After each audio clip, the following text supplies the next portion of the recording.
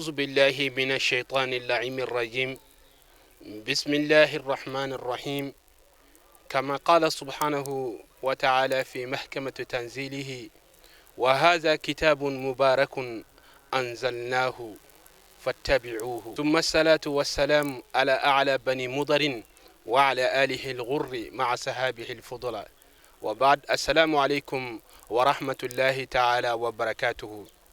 balma Shérif la TV la jabo ambaw fo ka wali nyumando ambe ala deli ya rabbi ala ka kisi anaka hina ala ko kenen aw bela jelenka ala sonama bi ambe jula dugu tuna alebe joila marala jula dugu tuna kaw ade munu be jamana kofe an mun be mali nkono nyina ya san sabana e sango sanini wati insera ube je ka fara nyogonga kana dugu nkono ka alquran kalanke duguinye jamana nye furewye ka keni nyinanta e mawbura fambela jelen fe kana kene konna na anye minsro anga je ka anye damu ni ala sona amina bara damine ngame mi nyini mo ko fe ayi duskun ke kilenye ay fara nyonka fe min ka gele ala ko la o de fara nyonga e oti ala ko de mai hanni mobili chena fe min ga gele kono amunu ba pousser aka fara bali ya nyonga oti mobili bo anona maintenant farla nyonga abeka jeka fo op na mobili diga abita tumana ala mago ala doro mago ti fara nyonga la bele gele mago de bala ala ka danjogo la be mago bala tumana ay duskun ke kelenye ka ya fa nyogoma amina do hadra min kono sisa amina ala wele sika foi tala ala banjabi tumana ma fo donu baka banunu ye munu boro sigi yoro la kanaya ala yu bunye amba nyina ala fa ya rabbi bunye ala ka tojidi andela ka fawya ka teme dugu munu be ni doni baka teme ndo ma songa jidama anti dugu to fawye me adugu be bi ala ya dugu do halaki foka je wulu tike fenye kuna sini shufe neni tuba karamogo badok mi barola ako shama tijan tara dugu dola dugu mo nunu ma songa heri soa ama songa bunye kwa ye dugu ke dugu ye ko ala ka uyelema ako hali shini ni temi veri sigi dugu ingono kwa bi yelema ba oye manyuma doka dugu de anya fawye ni mbara insinzina domina kabini mauludula munu ya kuma ka gelera de parce que ngunda do ko dugu bina tigeja ja dugu ka tigeja de mate dugu bina yere di amade tumana mauludu kera alhamdulillah o kera herela o tumana dugu shitige ya nimi intimine amen na baka bela jelefo ka an fawfo ka an bawfo karamogo munu fana be amboloya banugo dugu chama anga shirifu ba amboloya ka bo masigi tumana dugu chama doni baga bi amboloya amba fu bela jele bismillah o tere o nana min kama yarabi ala ka mine ala ka here ka nawi ala ka naw kunaja an karamogo amadou blin ade ba amboloya de mi yere ye fala dige no e nematullahi leader tokola Sheriff Ousmane Madana Haidara ayi chifa ya koko afo dugutigi kwa yerebia abisirala mana kwa bia aduskumbia afarkolobia kwanga afo dugumogo ye ko maoma ni ala delikiti dia itifo alako ango daw kloka bo jekulu mi sigera na bifo ma ko leader no ye anga dine bonda koro makafsani mai ay sebeglo ay nashimu ay mauluduke ni fasara amaba anyana mabikaburu kono corona ya fotugo mina tumana jekulu min jenani obara e nabi fama ko leader anyimogo ya tambe ka di Ousmane Sherou Madana Haidara ma nga Haidara ma nyini fango de fawnyana parce que ni aunjora yoro chamana iba me ka fo Haidara ba fa ka kenyimogo e la sigero mi Haidara bolo o kabbo jamana tigi joli sigira ka wuli ka to atala me anga be kangelen ka doron ka je ka barake o tinye fo nyimogo do ka wuli fo do de ka bla mo nyefe ni sa kungolo tala jurude do bo tumana o toyin konona na asababu ye anfa anamoke Amadou Blé ade ba mboloya ale de Haidara wole ka fara ayereka ka fa Haidara manga sigi ka jatimine fo doni bako ka fara nyonga ka sigi kene kelenga ka be kangelenka bi ale bi chenso nga andi nyina ko o de nana wolo limamana o de clara kana wolo leader lani tumana mali bela jele togola ka taka ifo kidal ko foli baw bela jele ye adunu baga beka foli beya aw nana herela ala ka usiga herela amina bara munga yarabi ala ka sabati tumana amba nyina ala fe ala ka here kanu ye ka fara doni baga chamanka abi ya fama ala jati kama an sigira ala de kama bɛɛ tɔgɔ tɛ se ka fɔ nka ala ɲɛ bi bɛɛ la ala ka bɛɛ sara aw nana hɛrɛ la ala k'aw sigi hɛrɛ la an bɛ siran min ye ala ka don an n'o cɛ an bɛ min ɲini hɛrɛ la ala k'o latigɛ ala k'o kɛ kira bonya kama salli ala rasuli على النبي يا أيها الذين آمنوا صلوا عليه وسلموا تسليما اللهم صل على سيدنا محمد الفاتح لما غلق والخاتم لما سبقه ناصر الحق بالحق والهادي إلى صراطك المستقيم وعلى آله حق قدره ومقداره العظيم صلاة تنجينا بها من جميع الأهوال والعافات وتقضي لنا بها جميع الحاجات وتطهرنا بها من جميع السيئات سبحان ربك رب العزة عما يصفون وسلام على المرسلين والحمد لله رب العالمين. السلام عليكم يا إخوان المسلمين والمسلمات. تقبل الله عباداتنا وجعلنا من أهل الجنة. السماء ما أوفني سما يفولي على كان غبطوا مني على كان فرا على جنا كنا دونغا أمنا برا من كني برا على كلا كو كسننا باي إنما الأعمال بالنية وإنما لكل امرئ ما نوى فهو في أبيك نغنيادي برا نغني سلادو ما سلاني نغني نماياي nka odna tawta shetana ba aniro nyina konnala shetana kan niro mun ma konna na ma nyine ala fe ala kan kishi kabo uluma sabu ame kene min kani Allah subhanahu wa ta'ala ko wal kazimina ghaiza wal afina annas wallahu yuhibbul muhsinina adna pma kunda jamina pma kunda surunya purga kardi beni ma anga program fenge kakala damine ni kala banam se ka folu se ka tugola ani munu kuma anga dugo di karamo munu ma amu tugolula oluka dugo ke dugo ye ka dugo ke nababe amma nababe la jeli fo kere karamo fo fen yara se amma bela jeli fo sabu karamo ba ba soro anga so siri kan karamo kelengelen be segere mais no lu an sigilen sora usrate amulo de amma ni ala fa la ku saraka di jinay amma ni ala fa la ku saraka di jinay لكن كانوا صلى على محمد عليم لا إله إلا الله أستجب لنا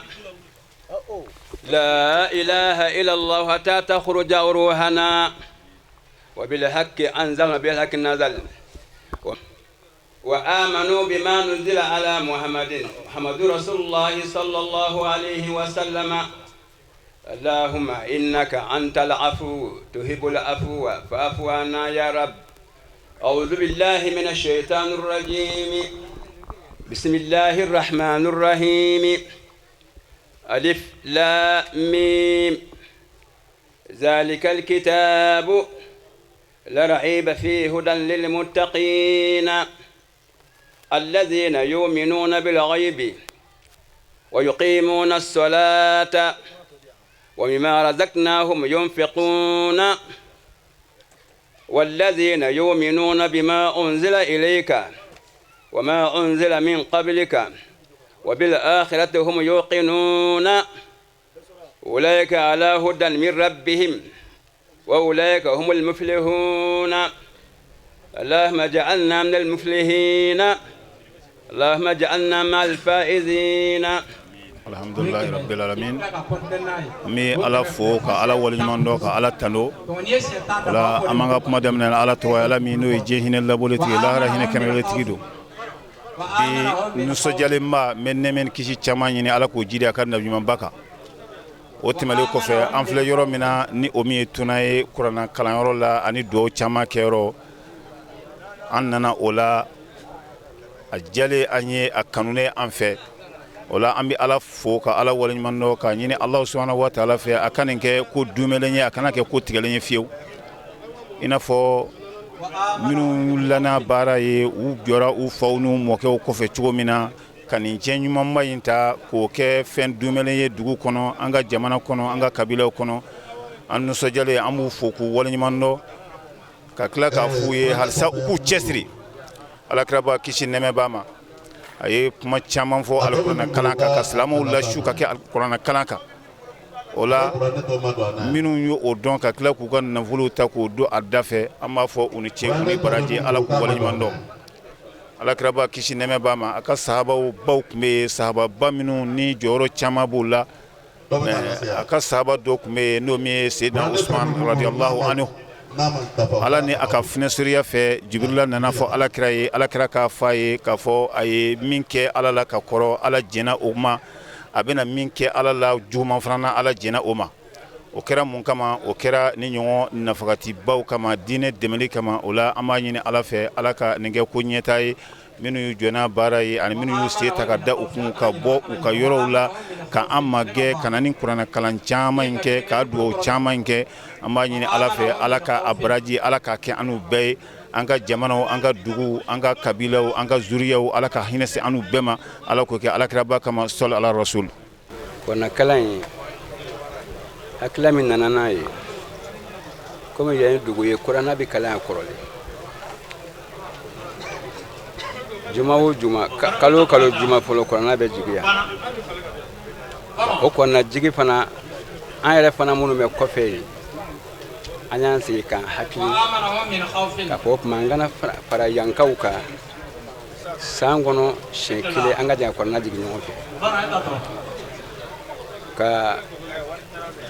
a lajɛli kɛra an ka cɛkɔrɔba fɛ yen n'o ye Basumana Konate nka lajɛ hakilila fɔlɔfɔlɔ kɔni bɔra mɔgɔ min na o ye Daraja ye a tɛ Daraja hakilila fɔlɔfɔlɔ bɔra o la k'a ban an y'a fɔ mɔgɔ o mɔgɔ ye a bɛnna bɛɛ ma a diyara bɛɛ ye parce que yan kɔnɔna kalan dugukɔrɔ an ka dɔnnikɛla minnu bɛ yan nɔ an y'a fɔ olu fana ye a bɛnna bɛɛ lajɛlen ma an ka mɔgɔ n y'a jira fana kɔnɔ an bɛna kalan an b'a kalan ni hakilila kelen de hakilila kelen min o ye ala ka jamana bɔlɔn bɛ jamana kɔnɔ ala ka kisi ka jamana kisi ka bɔlɔn in ma a bɛ kala dugu in fana kɔnɔ ala ka barika dugu in na ka dugu in denw fana ka barika dugu la k'u ka sinyaw a n'a bɛ kala région minnu na a ka balaw bɔ bɛɛ lajɛlen kɔnɔna la n y'a ŋɛnɛ o kosɔn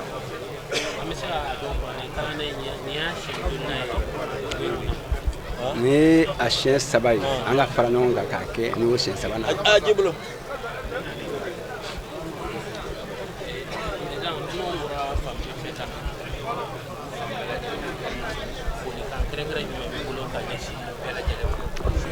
politique kɛrɛnkɛrɛn min bɛ ne bolo ka se dunanw ma mais dunan bɛɛ fo u bɔra u ka so u nana u ka so parce que silamɛ bɛɛ ye balima de u nana kuranna ani ala de kosɔn ani dugu in fana kanu kosɔn ani u nana minnu nɔfɛ teri minnu nɔfɛ o kanu fana kosɔn o tuma foli min bɛ ne fɛ ka f'u ye dan tɛ o foli la sabu n'u sogo donni ka na ka laban ka fɛn mun kun k'o di ani dɔnnikɛla minnu fana bɛ yen fana n'olu nana u fana y'u kɔnɔ jɛya an ye k'u ka dugawu minnu k'an ye u sara t'an bolo an b'a ɲini ala fɛ ala k'u sara ka di jinɛ ye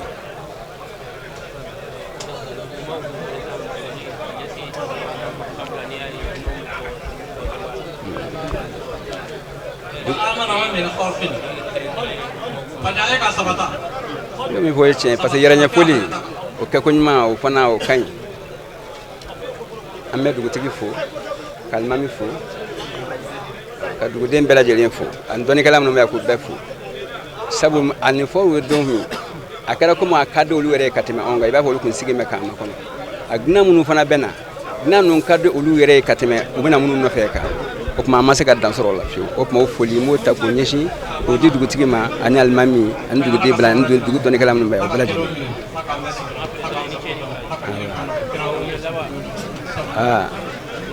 dugawu laban ani bɛ dugawu min kɛ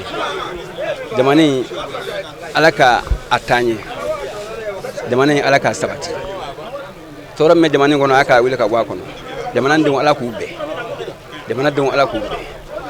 ala kɛra kanu kosɔn sɔli ala Muhammad أعوذ بالله من شرور أنفسنا ومن سيئات أعمالنا من يهد الله فهو المهتدي ومن يضلل فلا هادي له ولا عدوان إلا على الظالمين assalamu alaikum wa rahmatullahi ta'ala wa barakatuhu. Anga usazu ananga karamogo no Muhammad Konate ay jamara ka labatoro ka fo anga dakurien damado fo leader togora o kumana o leaderin a wolola ka bo femi konona na no imamai a Sheikh Alhaji Amar Blin ale de layini ke ala a kelenga layini ke asigilla aduna karamogo chaman kan ka olu hakilla nyinala o kumana wati mina ya layini ka fo ka be fe ka ta fo a Seydi Sherifu Usman Madani Haidara o kumana bora aka sokono min ke atara se Usman Sherifu Madani Haidara ma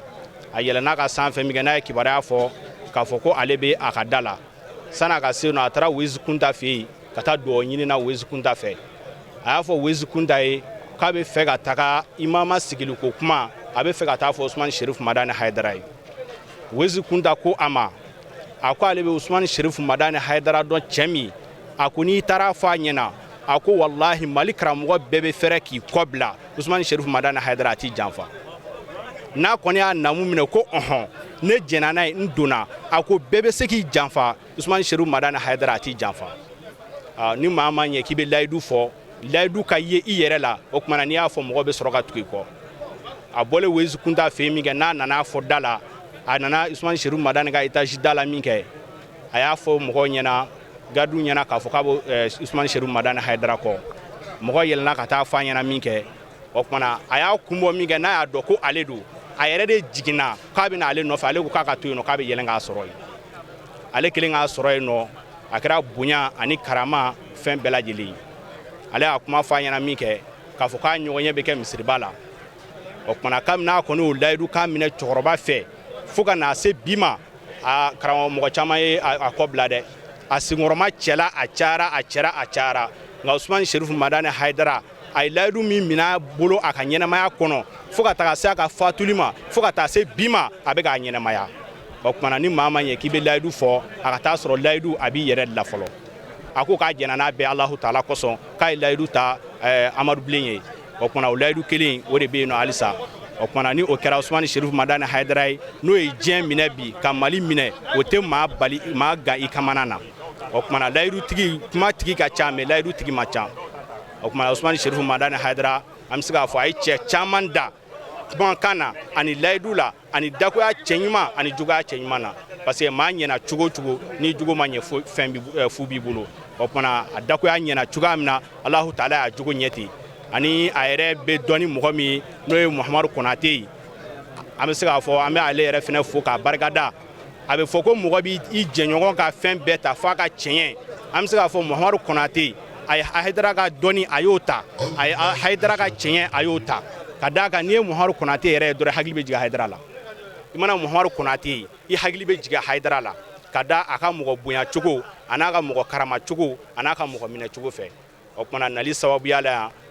o ye an kɔrɔkɛ kɔrɔba min bɛ golo kan bi a Sheikh Abdurazaki ale ka yamara kan labato la ale de an bila ka na a sababuya kɛra min ye o ye Abdurahmani Konate ye o kumana ni Abdurahmani Konate o de kɛra sababuya ye an ka tuna sɔrɔ ye yarabi Alahu Taala ka duwawu minɛ Alahu Taala ka duwawu minɛ Ala k'a kɛ sankɔrɔta ye Ala k'a kɛ wasa ye Ala k'a barika don dugu la Ala k'a barika don jamana na Ala k'a barika don an bɛɛ lajɛlen na Usman Sherifu Madani Haidara a b'an ka foli fɔ a yɛrɛ ye yarabi duwawu minnu kɛra Ala k'a barika don an n'a la Ala k'a barika don a denw na a ye diinɛ laseli min kɛ yarabi Alahu Taala k'a yɛrɛ lase Ala k'a denw lase Ala kira kosɔn sɔli ala Muhammad. أعوذ بالله من الشيطان الرجيم بسم الله الرحمن الرحيم اللهم صل على سيدنا محمد الفاتح لما أغلق والخاتم لما سبق الناصر الحق بالحق والهادي إلى صراطك المستقيم وعلى آله حق قدره ومقداره العظيم أما الله تنوك بركة الله كبركة الله كراي ما الله لا تك ندوكي مغو يا الله إني أنا فراوك كقرآن كلام كذا دوكو كسان شاما الله ما لا تك ينادي الله لا تك أنا سيا فهم بسببه ma sababu minnu y'an se an b'u fɔ ka barika daw ye ka ɲini Ala fɛ dugu in n'o ye Juradugu tɔnɔ Ala ka barika don a la Daramani Konate an bɛ foli k'a ye Ala ka sini kɛnɛya d'an ma Amadu Konate an bɛ dugawu k'u ye Ala ka sini kɛnɛya d'an ma Bayaya Konate an bɛ dugawu k'u ye Ala ka sini kɛnɛya d'an ma karamɔgɔ Mamadu Konate Ala ka sini kɛnɛya d'an ma Ala ka n'u jidi Ala ka n'u sabati ala kanu jidi ala kanu sabati silamaya balma mi amu dona e Bamako an daru la ngana nu faso la do fara la dana ka ya rabbi ala kanu jidi ala ka garse man danuma jamana na herela ala ka jama sege herela chorwa ya mbla kana korone dese ko so angana ambalma ke deme akungola ka dugo ke ka ni ala fe ala ka ke here ka jamana sabati ka silamaya jidi ka kafira na gashi ala kira bunya ko so alquran barka salli ala nabi aba dugu gana ko ka ta duniya yami amma kan fa dugu o barka dugu ka barka barka ate foi kala dinga ate bingala yoni yamna dugu ni korsali ali paul menan bi abejali ni a dugu ndako a dugu da a tala yoni an bo me koro round se foi gabe na runte gama barka fa won fa ni dugu ala ko barka amen ansi krenen ngani salvio nera jati jo fele kan ro ya ne mo jo jati fe ko fa jo uto ni ke ne ko ma be mo ngo ni mo fa be ni gabe jani ni be bo ani mo ro fa ma so sa mo ka ba mo mi sa salvio ka mo de kan de ni fa ni fa jo ne ko ni ka do ko ye bi ka ye si na ikramo jama albera ka usagoro sa ago ne ko wala ko barka mo ngani ma afu barka ala ka hera ku ni ala ku fe hera albera ka ni da kira ka ala ka kira ni ndanga albera ka ala ka kira ka do ala ka ji dugun mo ala dugun so ngoro sa ala ka dugun so ngoro la ani ngombe tama katabwa ana be do mingai tangi strati ma tie do uti tangi arma do ma strati ke do uti mama ina la fe taburu juram beke fentina fi do ala ma na faranai amen ala kare sunu jura mama na wuri den somgo jura ben na fasura ni yere na fasura nai ala ka ko yirwa nai kara horoma ko so bi do la horoma salli ala mustafa sadaqa allah na kala do biulum la ba binani la ara bisra ni ala ka be dana o kara horoma ko salli ala mustafa karim أعوذ بالله من الشيطان الرجيم بسم الله الرحمن الرحيم قل هو الله أحد الله الصمد لم يلد ولم يولد ولم يكن له كفوا أحد بسم الله الرحمن الرحيم قل هو الله أحد الله الصمد لم يلد ولم يولد ولم يكن له كفوا أحد بسم الله الرحمن الرحيم قل هو الله أحد الله الصمد لم يلد ولم يولد ولم يكن له كفوا أحد بسم الله الرحمن الرحيم قل أعوذ برب الفلق من شر ما خلق ومن شر غاسق إذا وقب ومن شر النفاثات في العقد ومن شر حاسد إذا حسد بسم الله الرحمن الرحيم قل أعوذ برب الناس ملك الناس إله الناس من شر الوسواس الخناس الذي يوسوس في صدور الناس من الجنة والناس بسم الله الرحمن الرحيم الحمد لله رب العالمين الرحمن الرحيم مالك يوم الدين إياك نعبد وإياك نستعين اهدنا صراط المستقيم صراط الذين أنعمت عليهم غير المغضوب عليهم ولا الضالين بسم الله الرحمن الرحيم ألف لام ميم ذلك الكتاب لا ريب فيه هدى للمتقين الذين يؤمنون بالغيب ويقيمون الصلاة ومما رزقناهم ينفقون والذين يؤمنون بما أنزل إليك وما أنزل من قبلك وبالآخرة هم يوقنون أولئك على هدى من ربهم وأولئك هم المفلحون جعلنا الله من المفلحين اللهم اجعلنا من الفائزين اللهم اجعلنا من الراشدين بسم الله الرحمن الرحيم صدق الله مولانا العظيم وبلغ رسوله الكريم ونحن على ما قال ربنا وخالقنا ورازقنا ومولانا من الشاهدين اللهم ربنا تقبل منا ختم القرآن وتجاوز عنا ما كان في تلاوته من السهو والنسيان أو تعريف كلمة أم موديها أو تغيير حرف أو تقديم أو تأخير أو زيادة أو نقصان أو تعويل على غير ما أنزلته أو ريب أو شك أو تعجيل عند تلاوته أو كسل أو سرعة أو زيق اللسان أو وقوف بغير وقف أو إدغام بغير مدغم أو إظهار بغير بيان أو مد أو تشديد أو همزة أو جزم أو إراب بغير مكان فاكتب منا على التمام والكمال والمهذب من كل الهاد فاغفر لنا يا ربنا يا سيدنا لا تؤاخذنا يا مولانا وارزقنا فضل من قرأه مؤديا حقه مع الآداء والقلب واللسان وهب لنا به الخير والسعادة والبشارة والآمان ولا تختم لنا بالشر والشقاوة والضلالة والطغيان ونبينا قبل المنايا عن نوم الغفلة والكسلان آمين اللهم من عذاب القبر ومن سؤال منكر ونكير ومن أكل ديدان وبيض وجوهنا يوم البعث واتق رقابنا من النيران ويمر كتابنا ويسر حسابنا وثقل ميزاننا بالحسنات وثبت أقدامنا على الصراط واسكننا في وسط الجنان وارزقنا جوار سيدنا محمد عليه الصلاة والسلام وأكرمنا بلقائك يا الديان واستجب دعاءنا بحق التوراة والإنجيل والزبور والفرقان آتنا اللهم جميع ما سألناك به بالسر والإعلان وزدنا من فضلك الواسع بجودك وكرمك يا رحيم يا الرحمن اللهم صل على سيدنا محمد صاحب الشريعة والقرآن برحمتك يا أرحم الراحمين اللهم انفعنا وارفعنا بالقرآن العظيم وبارك لنا بالآيات والذكر الحكيم وتقبل منا إنك أنت السميع العليم وتب علينا إنك أنت التواب الرحيم اللهم زينا بزينة القرآن وأكرمنا بكرامة القرآن والبسنا بخلقة القرآن وعافنا من كل بلاء الدنيا وعذاب الآخرة بحرمة القرآن وادخلنا الجنة مع القرآن وارحم جميع أمة سيدنا محمد بحق القرآن اللهم اجعل القرآننا في الدنيا قرينة وفي القبر مونسة وفي القيامة شفيعة وعلى الصراط نورا وإلى الجنة رفيقا وبيننا وبين النار والناس سترا وحجابا وإلى الخيرات كلها دليلا وإماما بفضلك وجودك وكرمك يا أكرم الأكرمين اللهم هدنا بهداية القرآن وافنا بعناية القرآن ونجنا من النيران بكرامة القرآن وادخلنا الجنة بشفاعة القرآن وارفع درجاتنا بفضيلة القرآن وكفر عنا سيئاتنا بتلاوة القرآن يا ذا الفضل والإحسان اللهم ارزقنا بكل حرف من القرآن حلاوة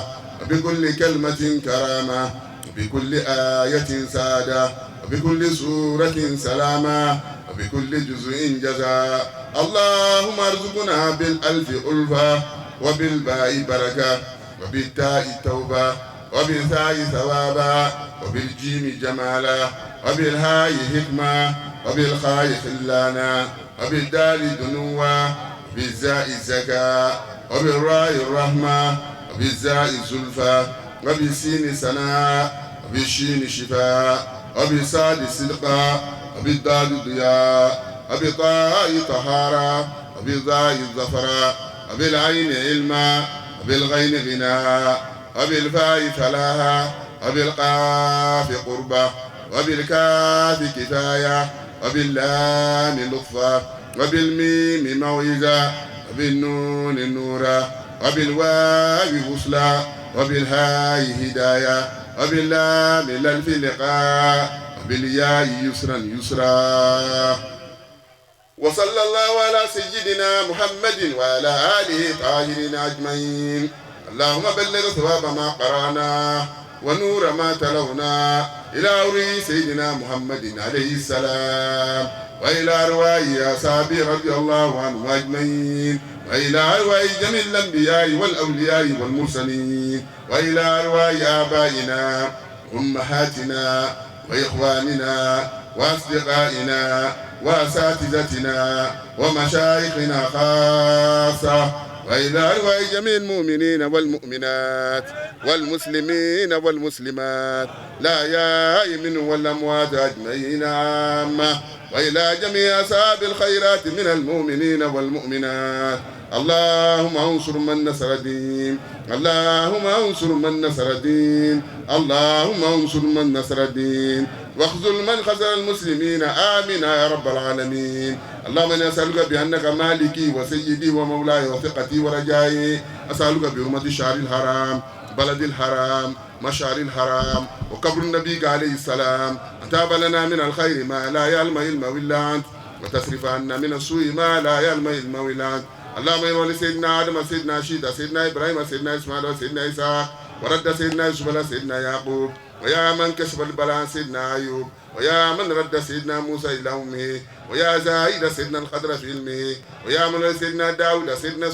سيدنا زكريا، ولسيدتنا المريم سيدنا عيسى، ويا حافظ ابنة سيدنا شعيب، أسألك أن تصلي وتسلم على سيدنا محمد وعلى جميع نبينا والمرسلين، ويا من ولسيدنا محمد صلى الله عليه وسلم الشفاعة والدرجة الرفيعة، أن تغفر لنا ذنوبنا وتسترنا عيوبنا وتجيرنا من النار وتوجبنا رضوانك وأمانك وغفرانك وإحسانك وتمتعنا في جنتك مع الذين أنعمت عليهم من النبيين والصديقين والشهداء والصالحين برحمتك يا أرحم الراحمين. صلاة تنجينا بها من جميع الأهوال والآفات وتقضي لنا بها جميع الحاجات وتطهرنا بها من جميع السيئات وترفعنا بها عندك على الدرجات وتبلغنا بها أقصى الغاية من جميع الخيرات في الحياة وبعد الممات وعلى آله وصحابته أجمعين. اللهم صل على سيدنا محمد الفاتح لما أغلق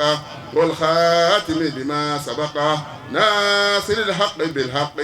والهادي إلى صراطك صلى الله تعالى عليه وعلى آله وصحابته أجمعين. صل سبحان ربك رب العزة عما يصفون وسلام على المرسلين والحمد لله رب العالمين. السلام عليكم. فاتحة. أنا كرم وبيان. أعوذ بالله من الشيطان الرجيم. بسم الله الرحمن الرحيم، والصلاة والسلام على أشرف المرسلين محمد صلى الله عليه وسلم. السلام عليكم ورحمة الله تعالى وبركاته. أمي الله تنوك على بركة على من صنعك بجران كنا مانينا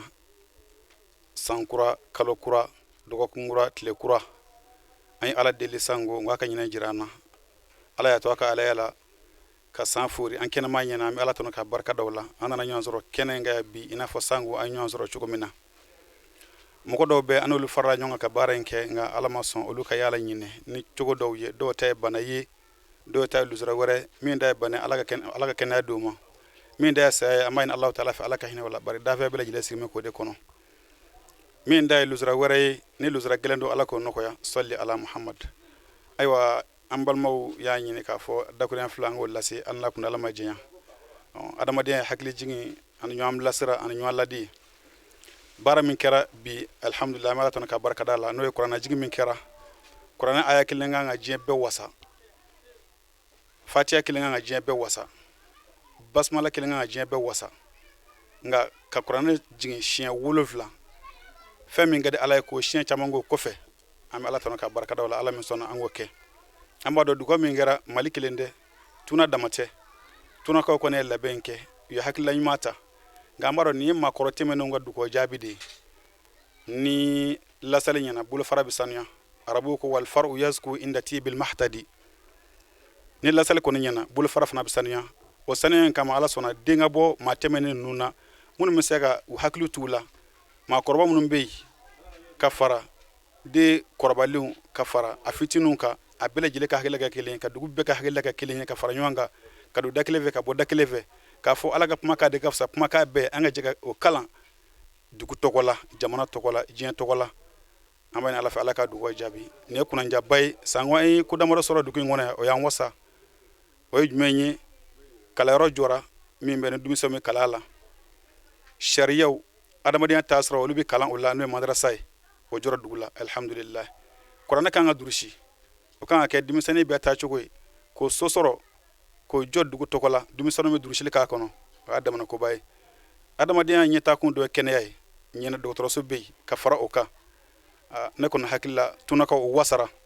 mali bɛ kan ka wasana aw ka cogo ye tuna a kɛra ladege yɔrɔ ye a kɛra misaliya ye jamana in kɔnɔ nka an bɛ fɛn min tuna k'o fɛ maa ni ala y'i laja k'i laja k'i laja i bɛ bonyanbase kɛ ala ma bonyanbase ye jumɛn ye u y'o dɔ kɛ n'o de ye kalanyɔrɔ jɔ misiri jɔ ka taa bila u n'a ɲɔgɔnnaw la kɛnɛyaso jɔli o ye barakada dɔ ye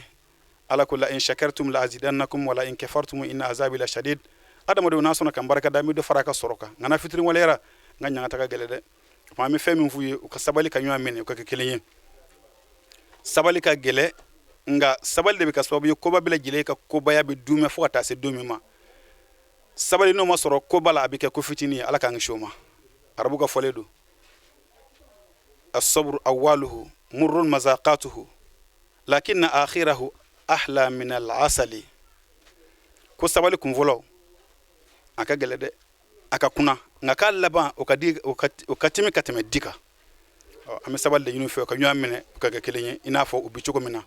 an b'a ɲini ala fɛ baara min kɛra ala k'a ɲɛ ala ka dugawu jaabi jamana in ye jamana kɔrɔ a tile bɛ a banni ala k'a bɛɛ lajɛlen basigi ala k'a bɛɛ ɲɛmajɔ ala k'a hɛrɛw caya tasuma bɛ ala k'a dunga salli ala muhammad kan ne se tunna kabini ala kan da n bɛ tunna tɔgɔ dɛmɛ nka n ko maa ye mɛ n ye tunna ye cogo di n y'a ye jaraja nɔfɛ ne nana tunna a siɲɛ filanan ye bi ye bi kuranɛ kala kɛra ne jigi ko ne ɲɛna ka bɔ murja n delila ka kuranɛ kala ye nka n ma deli ka jaraja ka nin kuranɛ kala ye n m'a ɲɛ ɲɛ tunna n'a lamini bɛ a hadamaden bɛɛ ye ɲɛ sɔrɔ ye a cɛ n'a muso bɛɛ fɛn wɛrɛ tɛ fɔ u fɛ diɲɛ nɔ a co an ka bɛn a co an ka barika don silamɛya nɔ foyi tɛ silamɛya bɔ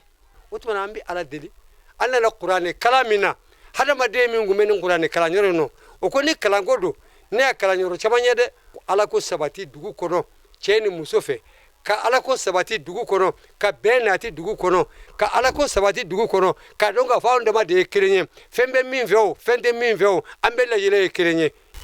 ne bɛ se ka min fɔ kɔrɔna kalan na a kɛcogo ɲɛna karamɔgɔw fɛ parce que n'i ye fɛn na ɲini i bɛ minnu bɛna kɛ n'u y'a kɛ ka ɲɛ o ye ala tando ko de kɔrɔna kalancogo ɲɛna an ma ala ko ta yaala an ma mɔgɔ tɔɲɔ fana yaala tant que o ma yaala anw bɛ se k'a fɔ k'a ɲɛna n bɛ se ka min fɔ kɔrɔna kalan yɔrɔ la o ye bon mobili tile min dira kɔrɔna kalan kɛnɛ kan an ye dɔgɔtɔrɔso dɔ jɔ dugu kɔnɔ yan nɔ a mɛnna dɔɔni konate nana ni ambulance ye ko k'a bila dɔgɔtɔrɔso la o tile de dira kɛnɛ kan ko k'a di dugumɔgɔw ma dugumɔgɔw k'a bila dɔgɔtɔrɔso la an bɛ konate fo ala k'a sara parce que ni mɔgɔ ye ɲuman kɛ i kan k'a ka ɲuman de fɔ an bɛ ala deli fɛn o fɛn dilanlen don dugu kɔnɔ yan nɔ ala k'a bɛɛ kɛ cogo ɲɛ parce que anw mago bɛ fɛn o fɛn na sa dugumɔgɔw mago bɛ fɛn o fɛn na ala sɔnna a bɛɛ kɛra o y'a dɔn ko mɔgɔ tɛ ekɔli ko kuma fɔ yan madrasaso bɛ yan u y'a bɛɛ fɔ kɛnɛw kan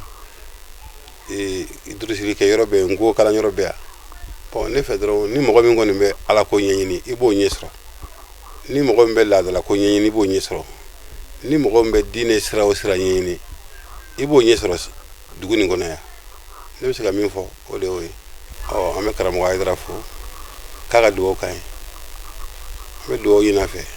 ka dugawu k'an ye n bɛ se ka foli k'a min fɔ o de y'o ye donc an bɛ ala fo ka ala barika da ka tila ka kisi ɲini ala fɛ fɛn min bi don min ni bi don ma ni ala min ala tigɛ an ma an b'o ala fo ka barika da kɛrɛnkɛrɛnnenya ma ka foli bila ka taa an karamɔgɔkɛ ma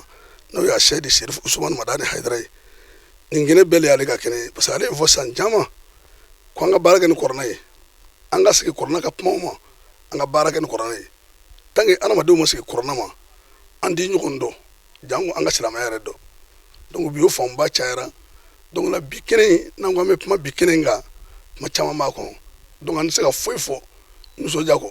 parce que ko nisɔndiyabaatɔ ko ni ko a ka tasuma fiyɛ ne daji ma sa a nuji b'a sa o kama ni mɔgɔw sera ka hakili sɔrɔ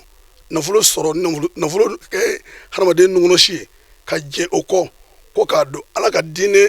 labarali da fɛ vraiment koba don dɛ nafolo sɔrɔli man nɔgɔ surtout a bɔli a tigi bolo nafolotigi bɛɛ ni bɛ fɛn k'o jɛdenya ye nka ni mɔgɔ min sera k'i kɔfilɛ ko nafolo ni an kan ka kɛ alijinɛ ɲini o alijinɛ ɲini sira kɛla min ye ala yɛrɛ kumakan ne ye kɔrɔna ye k'an kana kɛ k'o labaara ne ka nisɔndiya faama de ye nin yɔrɔ ye parce que nafolotigi yɛrɛ minnu sera ka hakili sɔrɔ u ma da o ma fantan minnu tugulen b'u la u fana labana k'u kɔfilɛ o la anw ka dugu kɔnɔ bi i b'a dɔn mɔgɔ bɛɛ kɛra kelen ye balima kelen sɛgɛnmatɔ tɛ yan bi kolibatɔ tɛ yan bi parce que bɛɛ bɛ fa ala ni kurankalan in sababu la o ye fɛn belebeleba ye dugu kɔnɔ n'o tora ka caya an b'a bila i kɔnɔ k'a fɔ don o sanga ni waati sarakatu jaratu dɔ de bɛ ka bɔ anw ka dugu kɔnɔ anw ka jamana setigiw fɛ donc o la ne bɛ olu fo k'u barikada aw yɛrɛ minnu filɛ nin cɛsiri la pour que adamadenw ka bɔ ɲɔgɔn kalama ka ɲɔgɔn koladɔn ka bɛɛ kɛ ka ɲɔgɔn dusukunnata dɔn ka ɲɔgɔn fɛko dɔn o de ye aw ka cɛsiri ni a ka baara ɲuman ye donc ne bɛ a fo k'a barikada kuma caman tɛ ne fɛ wasalamu aleykum warahmatulahi taala wabarakatu. ayiwa alhamdulilayi tiɲɛ yɛrɛ ne ye n bɛ ala yɛrɛ tando ka ala barikada ka laban ka an karamɔgɔ a seyidu sherif usmani madani hayidara ka a waleɲuman dɔn sabu ka da ka ko bɛɛ ye sababu de ye mɔgɔ o mɔgɔ n'i ye sherifukɛ in kanu dugu o dugu n'a sen dara ye ani a ma taa yɔrɔ mun na kelen tɛ ala kitira a nana tuna yan o ye kunnawoloba ye an b'ale fo o la o ye ala tandoba ye kuranna kalanyɔrɔ in fana na tiɲɛ yɛrɛ yɛrɛ la foyi kun tɛ ne bolo fɔ nisɔndiya ka sabu kɛ baaraw yɛrɛ tɛmɛcogo kuranna hakɛ min kalala mɔgɔ kalannen hakɛ min tun bɛ yen mɔgɔ tun tɛ se k'a tɛrɛmɛ ka se a dan na sabu sɛbɛnni tun tɛ se k'a sɛbɛn k'a ban mɔgɔ caya kojugu kuranna in fana kalala ka taa se fɔ siɲɛ 7 ma n'i y'i miiri kuranna yɛrɛ siɲɛ 1 na vraiment ka taa ya kalanna fɔ siɲɛ 7 ka laban ka dalali ka yirati fana kalan mɔgɔw ba sigilen vraiment o ye nisɔndiya ko ba ye a kɛra bɛn min kɔnɔ vraiment o ka bon nin bɛɛ ye aw yɛrɛ minnu ni aw ye télé yɛrɛ baarakɛbagaw ye vraiment aw ni anw tun tɛ ɲɔgɔn dɔn ten sabu ka da kan mukutari ale tun bɛ naliw kɛ yan nka an y'a ye fana aw minnu nana vraiment a ka baara kɛcogo a ka ɲi ka sabu kɛ a ka dususuma cogo ka se ka mɔgɔw lamɛn ni dususuma ye vraiment o fana o ye ala tantoba ye an bɛ aw fo ni o cɛsiri ye télé sirifila an bɛ yɔrɔ min na komi bi diɲɛ bɛɛ a ɲɔgɔn tɛ ka da kan mun na ale de kɛra télé ye min ni a bɛ diinɛ kuma fɔ an ka kan na kan minnu ni an b'o mɛn ka laban ka an na faamuya fɛnw na hali fo ka taa se kuranna yɛrɛ kɔrɔ dɔli ma an karamɔgɔ ni o ye ustaz mukutari bagayogo ale bɛ to ka émission min kɛ télé la ani o n'a ɲɔgɔnna caman vraiment télé so mɔgɔw an bɛ aw fo ka laban k'a ka baarakɛ ɲɔgɔn bɛɛ fo ka lamɛnlikɛlaw fana minnu bɛ filɛli kɛ ka télévision in ta vraiment an b'u fo kosɛbɛ bon an minnu bɛ Côte d'Ivoire an b'a dɔn télé in bɛ filɛ cogoya min na télé société bi min bɛ filɛ ka tɛmɛ télévision so in kan n'o ye télé sirifila ye o tɛ yen diɲɛ bɛɛ o tɛ yen parce que o bɛ sɔrɔ baara yɛrɛ kɛcogo de fɛ o la vraiment ne bɛ aw fo kosɛbɛ baara in kɛcogo la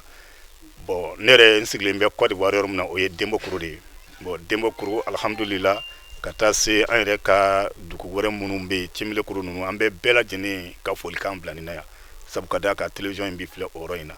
o la tuna o ye an yɛrɛ ka bɔyɔrɔ ye sabu ne yɛrɛ mɔmuso bɔra yan o la an bɛ dugawu kɛ ɲɛtaga ala k'o d'a ma tabaw ala ka hinɛ o la ala ka yafa o ma a kɛ to b'a ka salu ala rasulullah alhamdulillah n bɛ ala fo ka ala tanu ka barika da ala ye an bɔra kuranɛ jigin kɛnɛ min kan sisan barikada kɛnɛ don parce que o y'a sɔrɔ faw b'a kɛ ka kɔrɔ ni ala nana bamakɔ sira yira i la i taara i ye jago kɛ sugu diyara i la k'a fɔ n faw ye fɛn dɔ tu tigɛ k'a bila ala ko don foyi tɛ ni dugawudenya baara tɛ ani sinjijugu baara ani ye nafolo min sɔrɔ k'a yira k'a fɔ n ye dugawuden ye n fa ni n ba ye n ye n ka dugu yɔrɔ dɔn n'a ye n ye ala ko kɛ n'a ye fɛn min bɛ se ka maa ka diɲɛlatigɛ yiriwa ka barika don i kɔ la k'i ka dugu sabati n'i y'a sɔrɔ i ye ala jɔn yɛrɛ yɛrɛ ye i ye kɔfilɛla ye i kan ka baara kɛ ni nin de maa maa bɛ bɔyɔrɔ bɛɛ bɛɛ la mɛ kɛ hakili to i bɔyɔrɔ la ni foli min filɛ i bɛ n'i faw lajɛ i bɛ n'i baw lajɛ ka tila ka fara ɲɔgɔn kan ka kuranɛ kala kuranɛ ye ala ka fɛn hɔrɔmalen ye ala ka fɛn barikalen don dugu dalamini n'a bɛɛ n'a karamɔgɔ n'a muri bɛɛ kana kana sigi kɛnɛ kan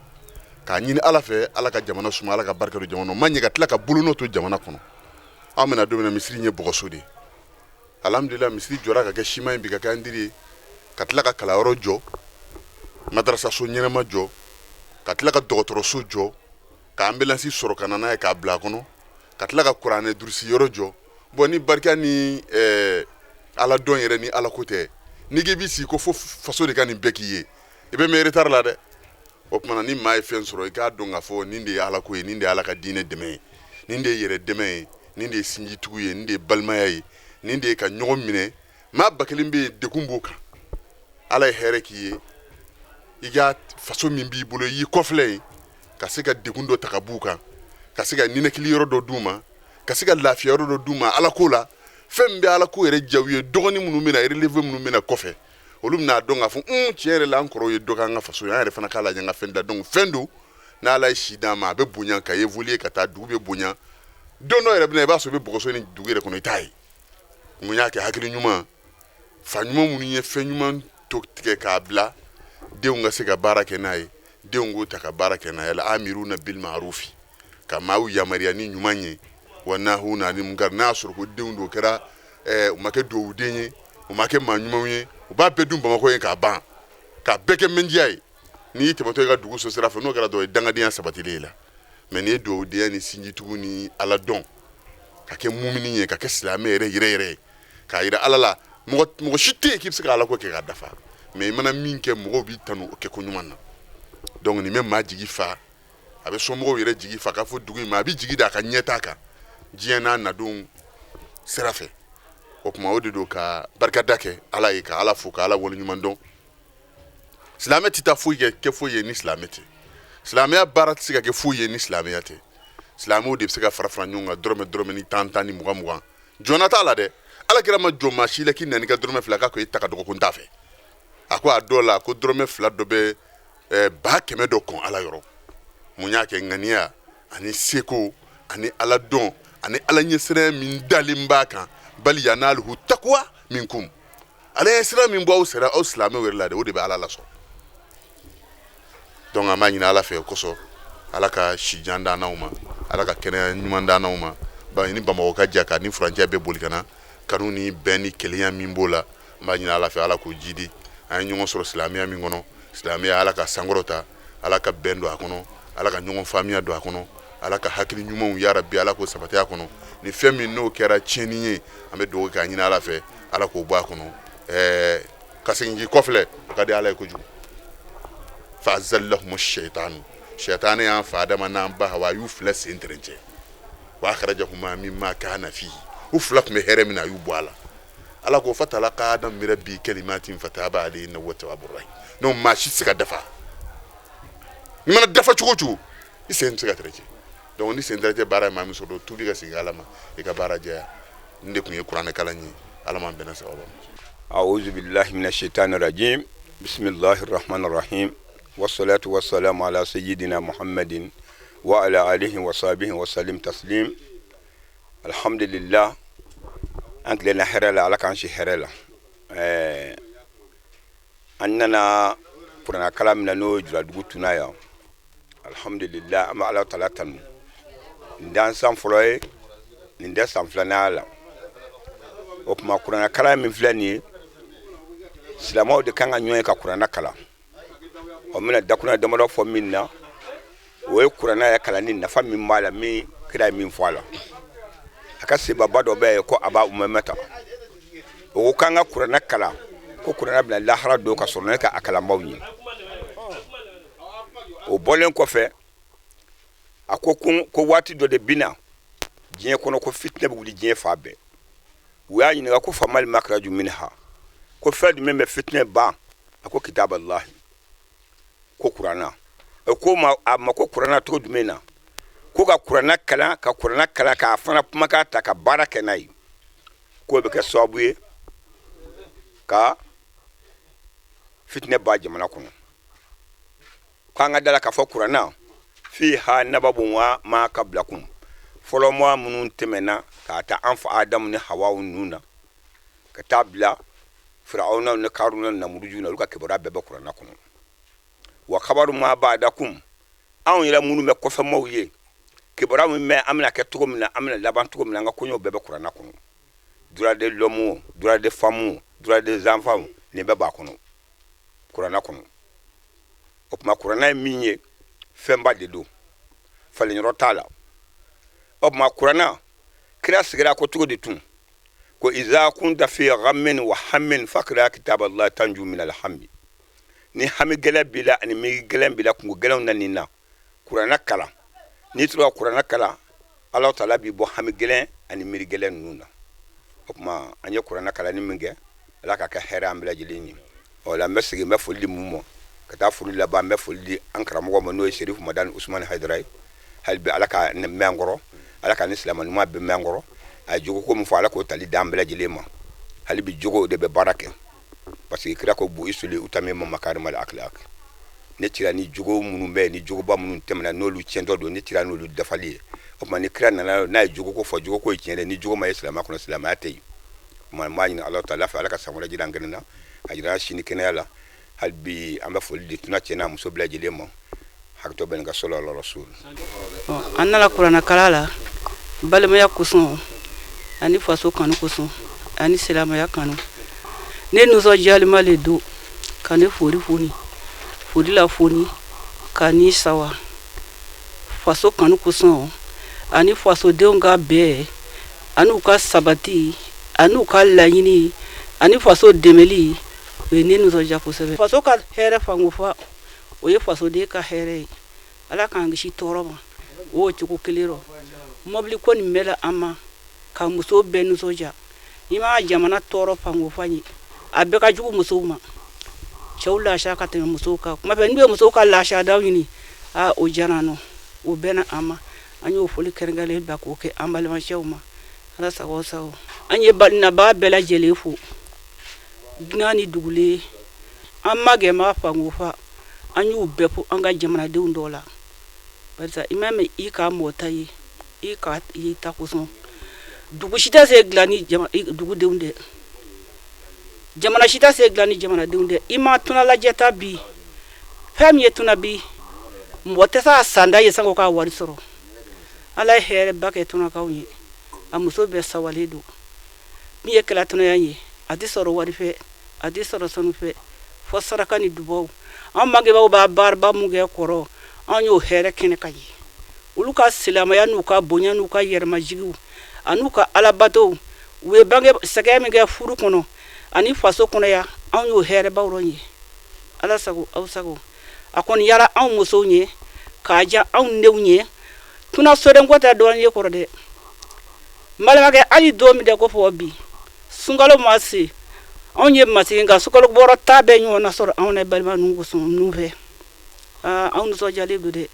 yanga uta do ko sebe on yaram ye kofe on metuna ma ngudu jasoro jogomi on ga chela du kono fom on tinyo benje ngabe on ga dew me mi ga balma chobe mi ga nya ko so nga tuna balma mto ko bila ko te nga alisa ma funya lu ka pevaraka na sana mo ati fo ke ki be bono oro kabibi mase batuna ko la balma so ko kordingui ala sago sago aywa balma flalikala hakilla bela jene ikayeta soroni ko en konnana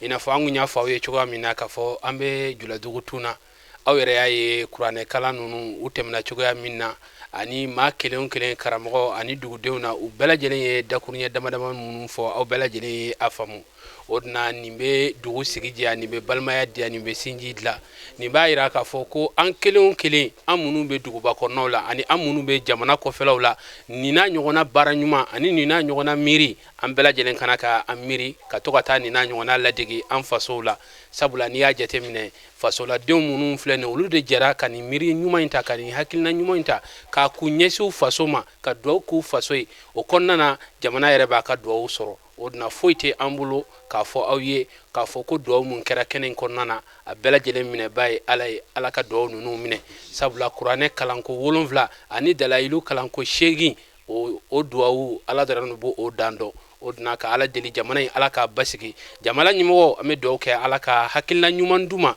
ka ala deli ya rabbi aw munu be lajalla su ani tle aw munu be jamana kono ani aw munu be jamana kofe ala ka aw bela jelemme lajalila ka ala deli ala ka sigwere ira anna hada wassalamu alaikum wa rahmatullahi ta'ala wa barakatuhu ila liqa'il akhar